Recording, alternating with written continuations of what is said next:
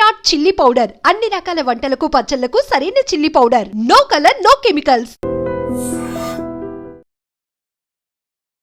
Attention please. శ్రోతల కోసం, వీక్షకుల కోసం ఒక అద్భుతమైన ఇంటర్వ్యూతో నేనైతే మీ ముందుకు వచ్చానమాట. Ladies and gentlemen, welcome to iDream media. నేను ప్రియదర్శన్. నాతో పాటు ఉన్న వ్యక్తి ఎవరంటే, ఆయన సైకిల్ పట్టుకుని సీదా ప్రజల మనసుల్లోకి వెళ్ళిపోయాడు అనమాట. ఒకప్పుడు పెట్రోల్ బంకుల్లో, ట్రైబల్ ఏరియాల్లో పడుకున్న వ్యక్తి తర్వాత తెలుగు వాళ్ళు చాలామంది అతనికి గుండెల్లో చోటిచ్చారు. ఒక రా తెలుగు ట్రావెలర్ అని అతన్ని అంటూ ఉంటారనమాట. ఇంకో అతని మీద ఒక బుక్ కూడా రాబోతుంది, the Indian cyclist, A journey for generations. ఆయనే రంజిత్ అనమాట. రంజిత్ ఆన్ వీల్స్ చాలామందికి తెలుసు. నాతో పాటు ఉన్నారు, మాట్లాడేద్దాం. హాయ్ భయ్యా. Hi bro, how are you? బాగున్నారా?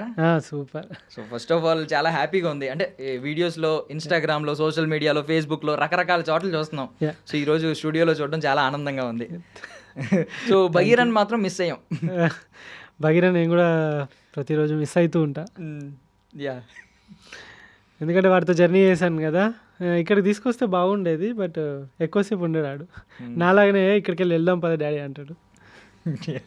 Super super. So first of all ఎక్కడి నుంచి మొదలు పెట్టాలో కూడా అర్థం కావట్లేదు. అంటే మీరు తిరిగిన ఇప్పుడు 2 కాంటినెంట్స్ కవర్ చేశారు. ఇప్పుడు 7 ఖండాల్లో 2 ఖండాలు కవర్ చేశారు. మిగిలిన 5 ఖండాలు కూడా నాకు తెలిసి కవర్ అయిపోతూ ఉంటాయి. స్టార్ట్ అయింది కాబట్టి జర్నీ ఇప్పుడు బాగా పుష్ అవుతుంది. కానీ బట్ ఇనీషియల్ పాయింట్ నుంచి అడుగుతున్నాను, అసలు ఏంటి మీకు ధైర్యం ఎక్కడి నుంచి వచ్చింది, ఈ ఆలోచన ఎక్కడి నుంచి వచ్చింది, ఈ తెగువ, ఐ మీన్ ఒక కొత్తదనం ఇది అంతా. పైగా ఇది ట్రావెల్ చేయాలంటే కూడా అంత ఈజీ కాదు. చేతిలో పైసా ఉండాలి, దానికి తోడు దిమాక్ ఉండాలి, దిల్ ఉండాలి, ఒక దాన్ని ఏమంటారు ధైర్యం ఉండాలి. ఇవన్నీ ఎక్కడ మూట కట్టుకున్నారు, ఎక్కడ మొదలైంది ఇనిషియల్ పాయింట్? అంటే ఈ కరేజ్ ఇదంతా ఏంటి అని అంటే, చిన్నప్పటి నుండి మనం పడ్డ స్ట్రగుల్స్, మనం ఫేస్ చేసిన ప్రతి ఒక్కటి కూడా ఉన్నాయి. అండ్ చిన్నప్పటి నుండి లైక్ నా లైఫ్ స్టార్ట్ అయింది కూడా స్ట్రగుల్స్ తోటి స్టార్ట్ అయింది. As a lower middle class ఫ్యామిలీలో, ఒక ఫ్యామిలీలో ఎలా ఉంటారు, ఎలా బ్రతుకుతారు అనేది మీరు చూడండి. ఒక మంచి టాప్ క్లాస్, మంచి రిచ్ ఫ్యామిలీలో ఒకడు చిన్న పిల్లగాడు, వాడు ఎగ్జామ్లో ఫెయిల్ అయినా, చిన్నగా ఏమైనా అయినా కూడా ఏమైనా టక్కున ఊరేసుకుంటాడు, సూసైడ్ చేసుకుంటాడు. ఎందుకంటే వాడికి అదే పెద్ద కష్టంలాగా కనిపిస్తుంది. కానీ మనం లైక్ ఎలా ఉంటుందంటే, మనం చిన్నప్పటి నుండి వాడు తిట్టి, వీడు కొట్టి, అట్లా చేసి ఇట్లా చేసి ప్రతి దానికి స్ట్రగుల్ అయ్యి, మనం ఏం కొనాలన్నా, ఏం తీసుకోవాలన్నా, ఒక పండగ బట్టలు కొనాలన్నా తల్లిదండ్రుల నుండి సాధించుకోవాలి, నాకు కొని అని చెప్పేసి. సో ఇట్లా ప్రతి ఒక్కటి స్ట్రగుల్. ఈ స్ట్రగుల్స్ తోటి స్టార్ట్ అయిన నా జర్నీ మెల్లిమెల్లిగా హాస్పిటల్లో కొంతమంది స్టోరీస్ చూసి వాటి నుండి ఇన్స్పైర్ అయ్యి తర్వాత ఈ రైడ్ స్టార్ట్ చేశాను. అండ్ లైక్ ఈ రైడ్ అనేది స్టార్ట్ చేసిన తర్వాత ఎప్పుడు కూడా ఆపాలి అని చెప్పేసి ఎప్పుడు అనిపించలేదు. యాక్చువల్గా ఏంటంటే, నేను చిన్నప్పుడు మనము లైక్ తెలుగు మీడియంలో ఒక పద్యం ఉంటుంది, ఆరంభించరు నీచ మానవులు విఘ్నాయాస సంత్రస్తులై, ఆరంభించిన పరిత్యజించరు విఘ్నాయత్తులై ధీరులు అని చెప్పి ఇట్లా ఒక 4 లైన్లు ఉంటాయి. అంటే మనుషులు ఏదైనా పనిని కొంతమంది అసలు స్టార్టే చేయరు, అనుకుంటారు అంతే, నేను అది కావాలి, ఇది కావాలి, ఇది చేయాలని చెప్పేసి అనుకుంటారు, చెయ్యరు. కొంతమంది మధ్యములు అంటే కొంతమంది స్టార్ట్ చేస్తారు, మధ్యలోనే వదిలిపెడతారు. కొంతమంది ఉంటారు స్టార్ట్ చేస్తారు, ఇంకా అది అయిపోయేదాకా వదిలిపెట్టారు. సో ఏంటంటే అప్పుడు అనిపించేది నాకు, ఏదైనా పని స్టార్ట్ చేస్తే దానిలో మనము ఎప్పుడు కూడా మధ్యలో గివప్ ఇవ్వకూడదు. ఇస్తే మనం ఓడిపోయిన దాని కిందకే లెక్క. ఆ చిన్నప్పటి నుండి ఏదైనా స్టార్ట్ చేసిందంటే కంపల్సరీ దాన్ని ఎండ్ వరకు పోయేదాకా ట్రై చేసేవాడిని నేను. సో ఆ తెగువ అవన్నీ ఏవైతే ఉన్నాయో ఇక్కడ దాకా తీసుకొచ్చి ఇన్ని దేశాలు ఒక్కసారి, ఈవెన్ నాకు ఈ 15 కంట్రీస్ ఏవైతే ఉన్నాయో ఇప్పుడు స్టార్ట్ చేయాలి, ఇవన్నీ తిరగాలి అని ఇప్పుడు స్టార్టింగ్ అనుకో నేను చేయకపోయాను. ఎందుకంటే లైక్ అది తలుచుకుంటే భయం అవుతుంది నాకు. ఆ కొండలు ఒక్కసారి ఎక్కిన తర్వాత 1,00,000 రూపాయలు వెనక ఉన్నాయి, పడిపోయినాయి, నువ్వు పోయి మళ్ళీ తొక్కుకుంటా పైకి రావాలి అని అంటే పోతే పోయినాయి 1,00,000 రూపాయలు అనే అంత టఫెస్ట్ జర్నీ ఇది రైడ్ సైకిల్ పైన. ఆ పుషింగ్ ఉంటుంది కదా, ఆ 50 కిలోస్ సైకిల్ పైన లగేజ్ని నేను పుష్ చేసుకుంటా, ఎండలో చెమటలు కారుతుంటే ఆ పుషింగ్, ఆ హార్డ్ పుషింగ్, ఆ స్నోలో సైకిల్ పైకి వస్తా ఉంటే అవన్నీ లైక్ ఆలోచించడానికి కూడా చాలా భయంకరంగా ఉన్నాయి నాకు ఇప్పుడైతే. సో మీరు నాకు తెలిసి మీరు ఫాలో అయ్యే స్లోగన్ కూడా వెళ్తే ముందుకే, వెనక్కి తిరిగి చూసుకోవద్దు, అంతే, వెన్ను తిరగొద్దు, వెళ్తే ముందుకే అనే స్లోగనే ఫాలో అవుతున్నారు మీ లైఫ్ మొత్తం. వెన్ను తిరిగితే ఓడిపోయినావని ప్రతి ఒక్కరు లైక్ మాట్లాడుతూనే ఉంటారు.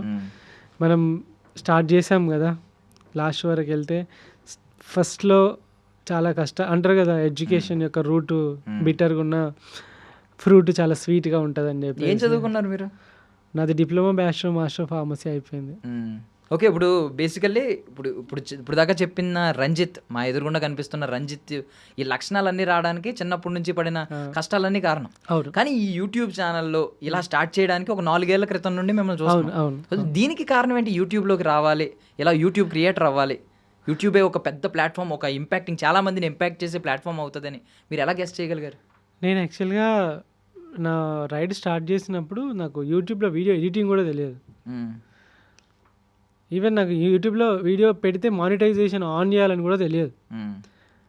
డంబ్ అయితే నేను ఈ యూట్యూబ్ చేయాలి ఇదంతా రాలేదు. నేను ఇట్లా ఇంట్లో ఫాదర్ చనిపోయిన తర్వాత మైండ్ చాలా స్ట్రెస్ఫుల్గా ఉంటే ఎటన్నా బయటకి 2020 జూలై 25 ఇక మైండ్ బాగా లైక్ కొంచెం స్ట్రెస్ఫుల్గా ఉంటే ఎటన్నా వెళ్తే కొంచెం ఫ్రీ అవుతుంది కదా అని, బైక్లో అయితే పెట్రోల్ పోయాలి, కార్లో అయితే ఇంకా అంత సీను లేదు, అండ్ ఇంకా ఈ వెహికల్స్ ఇవన్నీ కష్టము, ఇటనే వెళ్దాం కొంచెం ప్రశాంతంగా. ఇప్పుడు మన ఈ సినిమా ఉంటుంది చూసారా మీరు, ఎవడే సుబ్రహ్మణ్యం సినిమాలో అతను విజయ్ దేవరకొండ చెప్తాడు చూస్తారా, అవి నాకు ఇంపాక్ట్ అనిపించినాయి ఒకనొక టైంలో. అది గుర్తొచ్చింది అన్నట్టు. ఇలా పోవచ్చా అని చెప్పేసి ఆలోచించి ఎట్లా పోతే బాగుంటుంది అనుకొని, సరే ఒక చిన్న సమాజానికి మెసేజ్ లాగా ఉంటుంది అంటే, నేను ఈ ప్రపంచం తిరుగుతాను స్టార్ట్ చేయలేను, నేను ఒక చిన్న ట్రిప్ వేసి వస్తాను స్టార్ట్ చేసిన. సో అట్లా హైదరాబాద్ నుండి కన్యాకుమారి వరకు ఒక సైకిల్ తీసుకొని దాని మీద టెంట్ వేసుకొని, గ్యాసు గిన్నెలు అవి వేసుకొని, సోలార్ ప్యానెల్ వేసుకొని, దానికి ఒక బ్యాటరీ పెట్టుకొని, కొన్ని బట్టలు పెట్టుకొని, ఇక కొన్ని కూరగాయలు అవి బియ్యం అవి పెట్టుకొని, జస్ట్ ఒక లైక్ నోమాడ్ లాగా ఇట్లా బయలుదేరిన అంతే. బయలుదేరి పోతూ ఉంటే మధ్యలో యూట్యూబ్ అయితే పోయే జర్నీ అయితే ఏదైతే ఉన్నదో దాన్ని యూట్యూబ్లో పెడితే చాలామంది చూస్తారు కదా, మనం ఎట్లాగో జర్నీ చేస్తున్నాం కదా, చూద్దాం దాని నుండి ఏమైనా మనీ వస్తే మన ట్రావెల్కి యూజ్ అవుతుంది కదా అని చెప్పేసి యూట్యూబ్లో పెట్టిన. నేను లైక్ యూట్యూబ్ జర్నీ చేయాలి, ఇన్ఫ్లుయెన్సర్ అవ్వాలి, అప్పుడు ఆ 5 years క్రితం ఇదంతా ఏం లేదు కదా, ఇంత ఈ హైపులు ఇవేం లేవు కదా. యూట్యూబ్ అంటే యూట్యూబ్ అంతే, అప్పుడు ఇంటర్నెట్లు కాస్ట్లీ అన్నీ అంతే అని చెప్పేసి ఒక చిన్న GoPro Hero 7 తీసుకొని, OnePlus మొబైల్ తీసుకొని, OnePlus మొబైల్లోనే మొత్తం ఎడిట్ చేసిన. 2 years OnePlus మొబైల్లోనే ఎడిట్ చేసిన నేను, మొబైల్లో అంతే, ఏ లేదు. 2 yearsలో ఈ 3 lakhs ఏదైతే ఫాలోవర్స్, 5 లక్షల మంది ఫాలోవర్స్ అయితే ఇన్స్టాలో, వీళ్ళందరూ కూడా OnePlus మొబైల్ నుండి వచ్చిన వాళ్ళే. సో దానిలో పెట్టి ఆ యూట్యూబ్లోనే కైన్ మాస్టర్లో ఎడిటింగ్ ఎట్లా వేయాలో నేర్చుకొని ఆ వీడియోలు అందులో పెట్టుకుంటే రైడ్ స్టార్ట్ చేసిన తర్వాత ఫస్ట్ రైడ్కి 12,000 వచ్చి మానిటైజేషన్ అయ్యి 12,000 వచ్చి, నెక్స్ట్ రైడ్లో మళ్ళీ ఒక 32,000 సంథింగ్ ఏదో వచ్చి, ఆ నెక్స్ట్ రైడ్లో ఇక ఒక ₹1,00,000 అట్లా జనరేట్ అవ్వడం స్టార్ట్ అయిన తర్వాత, అరే ఇదేదో బాగుంది కదా, మనం ఎట్లాగూ అంటే అప్పుడు నేను ఆలోచించిన, చలో ఈ లైఫే దీన్ని ఇట్లనే కంటిన్యూ చేస్తే ఎలా ఉంటుంది, మనకు నచ్చిన పని చేస్తున్నాం, ఫిజికల్గా ఫిట్ ఉంటున్నాం, అందరికీ ఇన్స్పిరేషనల్గా ఉంటుంది, అదేవిధంగా నచ్చిన పనిలో నీకు నువ్వు తిరుగుకుంటే పైసలు వస్తున్నాయంటే ఇంకా హ్యాపీ కదా. సో యూట్యూబ్ని ఫుల్ ప్లెడ్జ్డ్గా తీసుకుందాం అని చెప్పేసి అప్పుడు యూట్యూబ్లో వీడియోస్ కంటిన్యూగా రోజు పెట్టడం స్టార్ట్ చేసిన. సూపర్. అట్లా అంటే నేను మీ కమెంట్స్ చదువుతున్నాను, అంటే మీకు డబ్బులు కూడా లక్షల్లో ఇవ్వడానికి రెడీగా ఉన్నారు చాలా మంది జనం. ఏంటి అంటే నిజం ఫ్రాంక్గా అడుగుతాను, తప్పుగా అనుకోకండి, ఏమన్నా లక్షలు ఏమైనా వెనకేసుకున్నారా? మీకు అంటే ఇంట్లో ఉంటే ఆ వచ్చిన లక్షల్ని వెనకేయచ్చు. ట్రావెల్లో ఉంటాం కదా, ట్రావెల్లో రోజు ఫుడ్ తినాలి, రోజు 2 రోజులకు 3 రోజులకు ఒకసారైనా హోటల్ తీసుకోవాలి, ఎందుకంటే స్నానం చేయాలి, అండ్ సెల్, పవర్ బ్యాంకు, కెమెరాలు అన్నీ ఛార్జింగ్ పెట్టించుకోవాలి, అండ్ ఇంకా వైఫై కావాలి ఎందుకంటే వీడియోస్ అప్లోడ్ చేయడానికి. సో వీటన్నిటి కోసం రూమ్ కంపల్సరీ 2 daysకో 3 daysకో ఒకసారి రూమ్ అయినా తీసుకోవాలి. అండ్ ఒకవేళ ఫ్లై అవ్వాల్సి వస్తే ఫ్లైట్కి సైకిల్కి రెండింటికి డబ్బులు కావాలి, అండ్ ఇంకా వీసాలకి కావాలి, వీటన్నిటికీ డబ్బులు కావాలి కదా. సో కాబట్టి నాకు వెనకేయడం అనేది ఎప్పుడూ లేదు ఇంతవరకు. అదే మిమ్మల్ని నేను చూస్తున్నాను కదా, అబ్జర్వ్ చేస్తుంటే ఇంకా గ్రౌండెడ్గానే ఉన్నారు. ఈ పాటికి అదే ఎవరన్నా ఈ మైండ్ సెట్ ఉంటే, కూడబెట్టుకోవాలనే మైండ్ సెట్ ఉంటే ఈ ఫాలోవర్స్ తోటి కోట్లు సంపాదించు. అవును. అంటే మోర్ ఓవర్ ఏంటంటే చాలా చోట్ల వింటూ ఉంటాం కదా, చెమట వచ్చి సంపాదించాను ఇలాంటి డైలాగులు సినిమాల్లో. మీరు చెమటతో పాటు మజిల్స్ కరిగించి మరీ సంపాదిస్తున్నారు. బట్ యాక్సిడెంట్ ఇలాంటివి చిన్న చిన్న చూసాం. అంటే మీకు ఏదైనా ఫ్రాక్చర్ అయినా ఇలాంటిదైనా ఈవెన్ ఎక్కువ తొక్కితే ఇక్కడ మోకాలు అరిగిపోయే ప్రమాదం ఉందని కూడా వింటూ ఉంటాం. అవునవును. సో ఇలాంటివన్నీ చూస్తున్నప్పుడు ఎప్పుడైనా డిమోటివేషన్ కొంచెం లో ఫీల్ అయ్యి వదిలేద్దాం ఆగిపోదాం ఎంతకాలం ఇలా అని ఎప్పుడు అనిపించలేదా? ఒక క్వశ్చన్. మీకు ఒకవేళ మీకు ఇష్టమైన వ్యక్తితోటి మీరు ఉన్నప్పుడు చాలా హ్యాపీగా ఫీల్ అవుతారు, అంతే కదా? అంతే. సో వాళ్ళ కోసం వెయిట్ చేస్తున్నప్పుడు ఆ క్షణం చాలా గంటలా గడిచిపోతూ ఉంటుంది కదా. సో నేనేంటంటే నా ఇష్టమైన వ్యక్తితోటి ఉన్నా అన్నట్టు ట్రావెల్ లైక్ సైకిల్ తోటి ఎప్పుడైతే నేను రైడ్ చేసుకుంటూ వెళ్తానో అందరు కొత్త వాళ్ళే కదా, అండ్ అది నా మనసుకి చాలా ఆహ్లాదాన్ని ఇస్తుంది. ఓకే, ఏమనుకుంటా అంటే ఈ క్షణం ఇప్పటితో అయిపోతుంది. ఒకవేళ అలాంటి సిచ్యువేషన్ వచ్చినప్పుడు ఈ క్షణం ఇప్పటితో అయిపోద్ది, ముందుకు వెళ్ళిపోతాం. ఎట్లాగో నువ్వే ముందుకు వెళ్ళిపోతావు, నువ్వే తొక్కాలి, నువ్వు ఏం ఆలోచనలు చేసుకున్నా నువ్వు ఏం చేసుకున్నా నువ్వు చేసేది ఏం లేదు, మధ్యలో నేను ఎట్లాగో ఆపనని నా మైండ్కి ముందే సర్ది చెప్పుకున్నా. ఫస్ట్ ఆఫ్ ఆల్ ఏంటంటే మన మైండ్కి మనం సర్ది చెప్పుకోవాలి. సర్ది చెప్పుకున్నాం అనుకోండి ఈజీగా మనం చేసేయగలుగుతాం. అలా ఎప్పుడు కూడా నేను ఆపేయాలి అని చెప్పేసి అనిపించలేదు. ఎందుకంటే నాకు ఇష్టమైన ఈ ప్రొఫెషన్. ఇప్పుడు మీరు ఉన్నారు ఇక్కడ కూర్చున్నారు, కొత్త కొత్త వ్యక్తులను కలుస్తున్నారు, ఇంటర్వ్యూ చేస్తారు, వాళ్ళ గురించి తెలుసుకుంటారు, ఇంటరాక్ట్ అవుతుంది, ఫ్రెండ్స్ అవుతారు, తర్వాత యూజ్ అవుతుంది, ఇవన్నీ ఉంటాయి. లేదు మీరు రోజు ఇక్కడే కూర్చొని ఒకటే వ్యక్తితోటి రోజు మాట్లాడాలి అని అంటే మీకు ఎంత చిరాకు లేస్తుంది. అంటే కొత్త వాళ్ళు మారుతా అంటే మీకు ఎగ్జైటింగ్ ఉంటుంది, ఎట్లయితే ఉంటుందో సేమ్ అలానే కొత్త ప్లేస్, కొత్త కంట్రీ అండ్ కొత్త పీపుల్ చాలా ఎగ్జైటింగ్ ఉంటుంది. ఒక్కొక్క బ్యూటీ, నేచర్ ఎంత బ్యూటిఫుల్గా ఉంటుంది. దాన్ని ఇట్లా కూర్చొని నిమ్మలంగా కాఫీ పెట్టుకొని తాగుకుంటా దాన్ని ఎంజాయ్ చేస్తుంటే ఎంత హ్యాపీగా ఉంటుంది. అంతకన్నా బెటర్ లైఫ్, మంచి లైఫ్ ఇంకేముంటుంది బోర్ కొట్టడానికి. Correct, exactly. అంటే మేము ఈ కాళ్ళు తొక్కుడు ఇవి చూస్తున్నాం, మీరు కనిపించే ప్రపంచాన్ని చూస్తున్నారు. ఈ కాళ్ళు నొప్పిలో అంటే మజిల్స్ బాగా కొండలెక్కినప్పుడు అవన్నీ మజిల్స్ బాగా నొప్పిలేస్తాయి. కానీ రాత్రి పడుకొని పొద్దుగాలు లేచే వరకు రాత్రి రిలాక్స్ అయిపోయి పొద్దుగాలటికి మళ్ళీ రెడీ అవుతాయి. మోకాలు నొప్పులు అయితే ఎప్పుడు రాలేదు. అండ్ ఫుడ్ కూడా మంచి ఫుడ్డే తీసుకుంటాను నేను, మంచి ప్రోటీన్, ఫైబర్, కార్బోహైడ్రేట్స్ అవసరమైన ఫుడ్డే తీసుకుంటా. సో దట్ ఎలాంటి హెల్త్ ఇష్యూస్ కూడా ఎప్పుడు రాలేదు. అండ్ మంచిగా నేచర్లో తిరుగుతాం కాబట్టి ప్యూర్ గాలి పీల్చుకుంటాం అండ్ మంచి ఆర్గానిక్ ఫుడ్ తీసుకుంటాం. అక్కడ అంత కెమికల్ కూడా ఏం వేసి పండియారు కాబట్టి హెల్త్ కూడా చాలా సపోర్టివ్గా ఉంటుంది. ఎప్పుడు మోకాళ్ళ నొప్పులు అలాంటివి అయితే ఎప్పుడు ఏం రాలేదు, హెల్తీగా ఉంది. అంటే స్టార్టింగ్ విలేజ్ అందాల నుంచి స్టార్ట్ అయింది జర్నీ. విలేజ్ అందాలు, ట్రైబల్ పీపుల్, వాళ్ళ కల్చర్ ఏంటి, వాళ్ళ హెరిటేజ్ ఏంటి అవి చూపించడం మొదలు పెట్టారు. అక్కడ నుంచి స్టార్ట్ అయ్యి ఇప్పుడు దేశాలు, ఖండాలు వరకు వెళ్ళింది. సో ఆ టైంలో స్టార్టింగ్లో ఉన్నప్పుడు మనకి ఈ అటవీ ప్రాంతాలు, ఈ కొండలు ఇలాంటి చోట్ల ఏంటంటే యానిమల్స్ భయాలు ఉంటాయి. ఈ స్నేక్స్ ఇలాంటివన్నీ, కొన్ని విష పురుగులు, పాములు ఇలాంటి భయం ఉంటుంది. అంటే నేను లాస్ట్ టైం చూసినప్పుడు మీ కిడ్నాప్ ఎపిసోడ్ ఒకటి నన్ను భయపెట్టింది. సో ఇలాంటివి పోనీ అంటే ఈ స్ట్రగుల్ ఓకే, మజిల్ కరిగించుకోవడం, కరిగించిన ఒళ్ళొంచైనా ఏదో రకంగా నేను వెళ్ళాలి ముందుకెళ్ళడం అనే మోటివేషన్ ఓకే. బట్ ఇలాంటి లైఫ్ థ్రెటన్ ఇన్సిడెంట్స్ ఎదురవుతున్నప్పుడు ఒక భయం అనేది వస్తుంది కదా తెలియకుండానే. అంటే నేనే లైక్ ఈ భయాన్ని నేను వదిలేశాను ఫస్ట్ రోజే. ఎందుకంటే ఏమీ చేయకుండా చనిపోయే కన్నా, ఎగ్జాంపుల్ చెప్తాను, చాలా లైఫ్లో మొన్న రీసెంట్గా అహ్మదాబాద్లో ఫ్లైట్ క్రాష్ అయింది.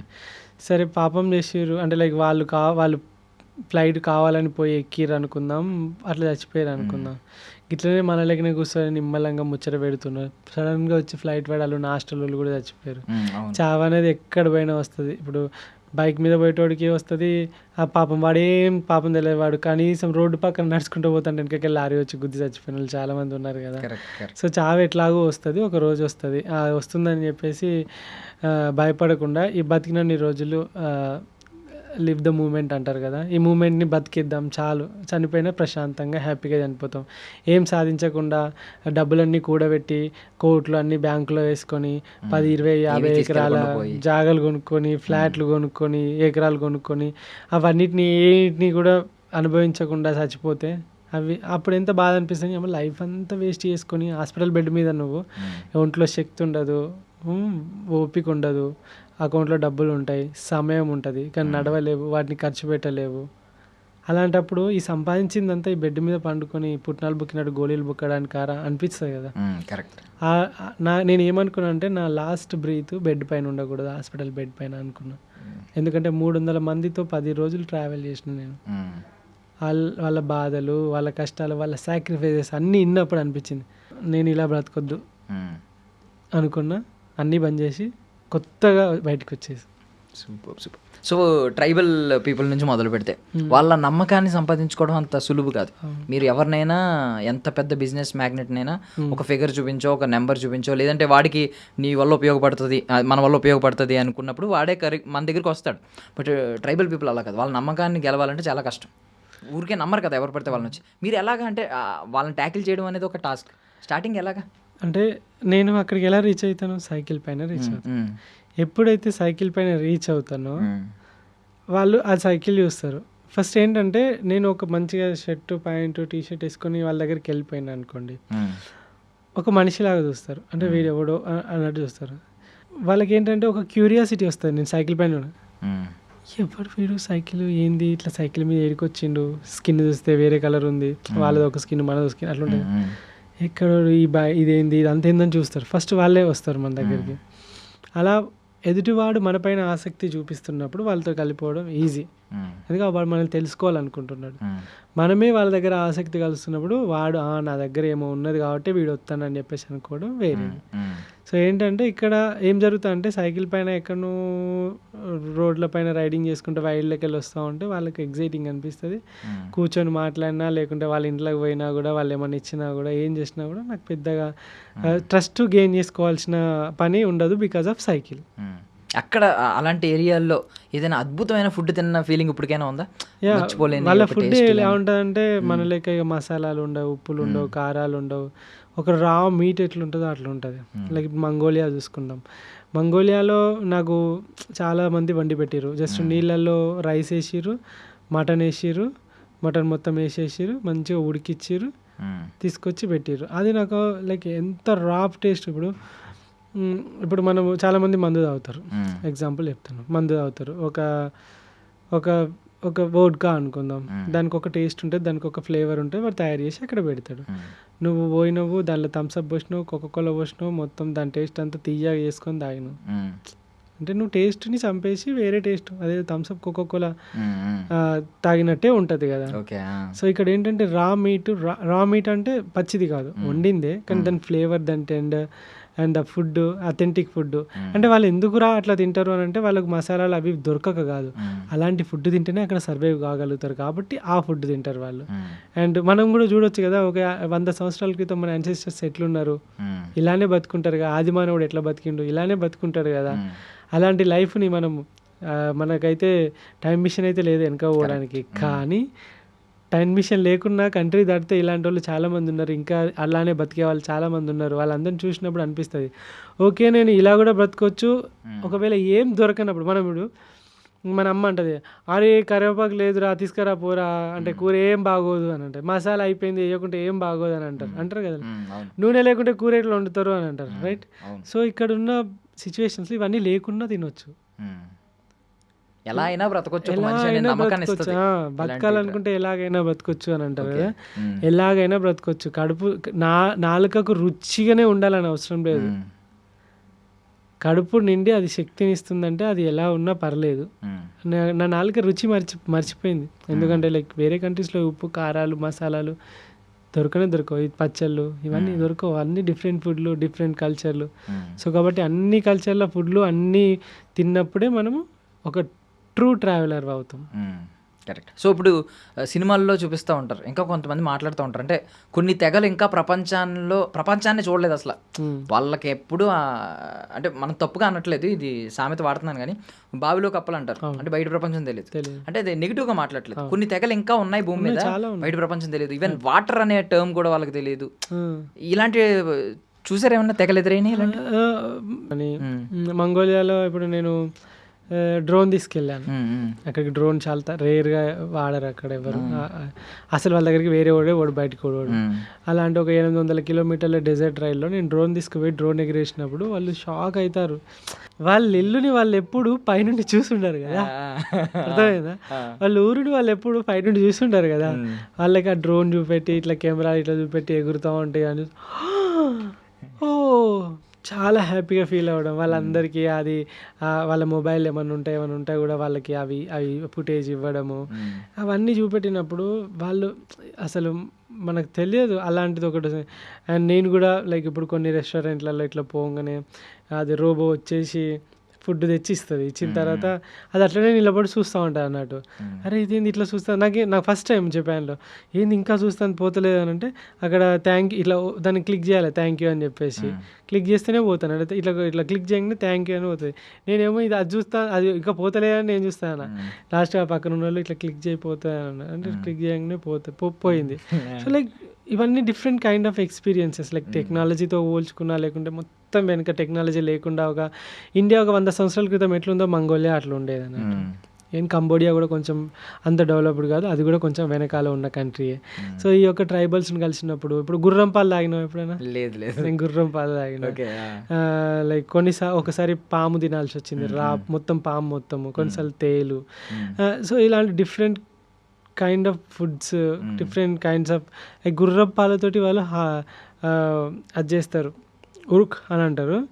అది ఒక పర్మెంటెడ్ ఆల్కహాల్ లాగా ఉంటుంది, ప్రోబయాటిక్ ఫుడ్ అన్నట్టు. అది డ్రింక్ కూడా ఉంటుంది, తాగితే ప్రోబయాటిక్ మస్తు ఉంటుంది, స్టమక్ హెల్త్ అంతా గట్ హెల్త్ చాలా బాగుంటుంది.